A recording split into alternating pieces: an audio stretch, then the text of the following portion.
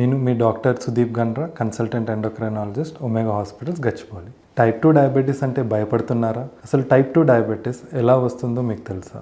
మన శరీరంలో ఇన్సులిన్ అనే హార్మోన్ ఉంటుంది. దీని పని మన రక్తంలో ఉన్న చక్కెరను మన బాడీలో ఉండే సెల్స్కి అందించడం. అప్పుడే మన బాడీకి ఎనర్జీ వస్తుంది. టైప్ 2 డయాబెటీస్లో ఏం జరుగుతుందంటే ఈ సెల్స్ ఇన్సులిన్కు రెస్పాండ్ అవ్వడం మానేస్తాయి. దీన్ని ఇన్సులిన్ రెసిస్టెన్స్ అంటారు. చక్కెర సెల్స్లోకి వెళ్ళలేక రక్తంలోనే పేరుకుపోతుంది. దానివల్ల మన ప్యాంక్రియాస్ మరింత ఇన్సులిన్ ప్రొడ్యూస్ చేస్తుంది. అలా ఎక్కువ షుగర్ రక్తంలో ఉండడం వల్ల నరాలు, రక్త కణాలు, కిడ్నీలు, గుండె నెమ్మదిగా డ్యామేజ్ అవుతాయి. టైప్ 2 డయాబెటీస్ గురించి క్లినికల్గా రుజువైన విషయాలు ఏంటంటే మీ బరువులో 5-7% తగ్గించుకుంటే ఇన్సులిన్ సెన్సిటివిటీ వెంటనే మెరుగుపడుతుంది. భోజనం తర్వాత వాకింగ్ చేస్తే పోస్ట్ ప్రాండియల్ షుగర్ స్పైక్ తగ్గుతుంది.